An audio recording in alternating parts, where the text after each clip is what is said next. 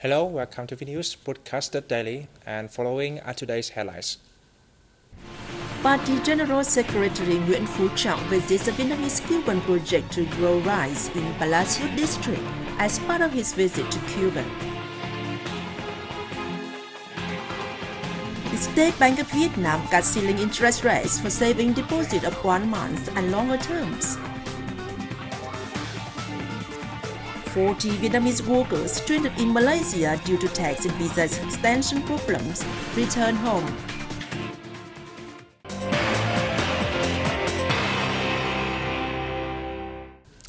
On April 10th, Party General Secretary Nguyễn Phú Trọng visited a joint Vietnamese-Cuban project to grow rice in Palacios District in the western province of Rio as part of his ongoing official visit to Cuba.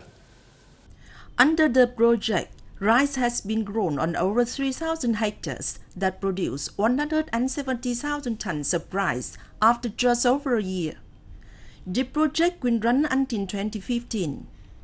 Meeting Vietnamese specialists and Cuban farmers working on the rice field, Trọng said the rice project is a cooperative model of significance between Vietnam and Cuba.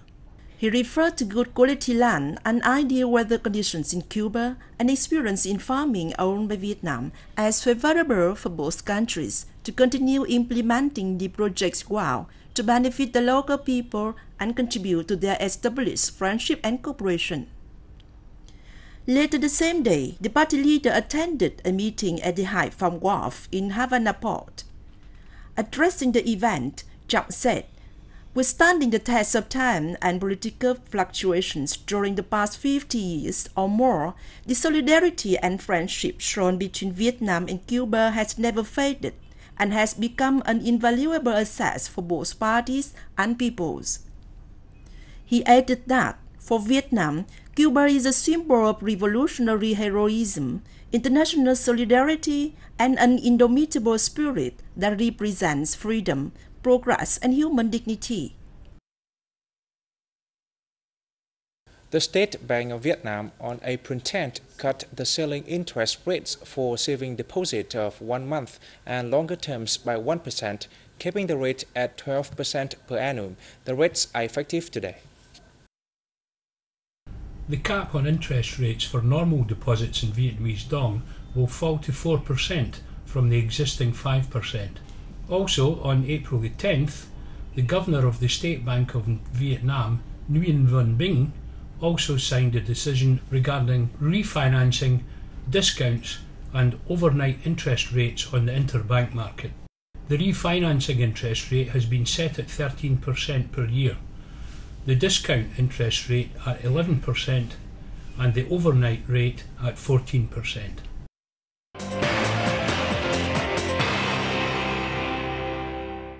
On April 10th, Vietnam's Farming Planning Association and the United Nations Population Fund jointly reviewed the accessibility and quality of reproductive healthcare services in remote communes in Quảng Ninh, Huế, Nghệ An, and Cần Thơ. The review concerned a project that was first launched in 2007. According to the United Nations Population Fund, 20% of women of childbearing age in rural and remote areas in Vietnam have contracted bacteria that affects their reproductive health. The UN has also voiced concern about unsafe abortions due to a lack of knowledge about ways of ensuring reproductive health. During the last 5 years, the project has focused on providing information on safe motherhood, adolescent sexual health, and reproductive rights. This is to help young people protect themselves from non-consensual sex, unwanted pregnancies, and sexually transmitted disease.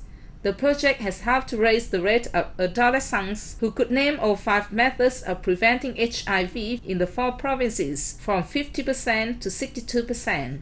It has especially helped cut down the number of abortions amongst young females. When the model is finalized in May this year, it will be rolled out across many other communes and wards throughout the country. In the evening of April 10th, 40 out of 52 Vietnamese workers stranded in Malaysia due to tax and visa extension problems caused by their former employer arrived in Nội Bài airport on a Vietnam Airlines flight. After the problems they had encountered, the workers simply wanted to return home. They were amongst 69 workers who had gone to Malaysia in June 2010 as cleaners. They work in hospitals, public buildings and other areas in Penang State, under a contract between the Malay company Asmana and its Vietnamese partner, the Viet Ha Tiếng Joint Stock Company. I feel happy and very relieved. I am so grateful that our government and other agencies in Vietnam and Malaysia wasted no time in getting us home. Since August 2011, Asmana has consistently failed to pay its tax returns and get visa extensions for its workers. The Vietnamese workers consequently became jobless. On March 18th, 52 of them were temporarily detained by the Penang State Immigration Agency for questioning over their expired work permits. All the workers are safe and healthy. They all received their salaries, including the overtime, and were compensated by their former employer. The workers were welcomed home by officials from the Ministry of Labor, Invalids and Social Affairs, and representatives from the Viet Ha Company.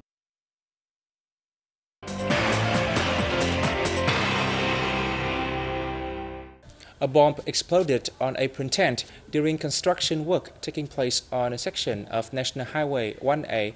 The road connects with Nghi Yên Commune, Nghi Lộc District in the central province of Nghệ An. The blast caused long and deep cracks on the highway, which seriously affected the flow of traffic.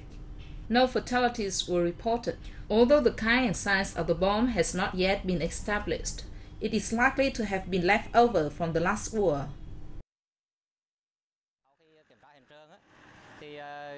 The investor has asked all the contractors and supervisors to work closely with the provincial traffic police and other agencies to guard the site and ensure it is safe to travel along this part of the road. They will then ask the bomb disposal team to search the rest of the section and take the appropriate measures. Incomplete statistics show that over 42,130 people have died and 62,160 others have been injured by bombs and mines left over from the war, placing a huge burden on many families and the rest of society. The area affected by unexploded ordnance accounts for over 20% of Vietnam, causing many difficulties for businesses and local people. In the evening of April 10th, flags, sparkling candles, lanterns, and the fragrant aroma of frankincense in the air gave the Royal Night performance an authentic flavor. The event was a portrayal of life as a royal during the Nguyen dynasty from 1802 to 1945, making it a unique experience for tourists at the ongoing Huế Festival.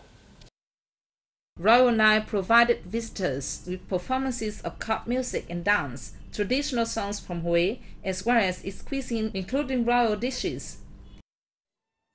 Visitors take part in some of the scenes, such as the princess procession and the changing of the guard ceremony, which was the highlight of the 2012 Royal Night. Royal Night also honored the unique cultural values of other countries in the region, with a fashion show featuring traditional costumes from Japan, the Republic of Korea, India, Mongolia, Thailand, the Philippines, Laos, Cambodia, as well as Vietnam. Earlier that day, the first International Drum and Percussion Instrument Festival gathered together hundreds of bronze and royal drummers, the Tay Son World Drum Group, and musicians playing Tây Nguyên gongs. The sound of the bronze drum symbolized the nation's vitality. It gathered the people on festival days and to warn natural disasters and invaders. Keeping the sound of the bronze drums maintains our national culture. During its first 3 days, Huế Festival attracted 65,000 tourists, including 30,000 from overseas. And this is the end of the news today. Thanks for watching and see you next time.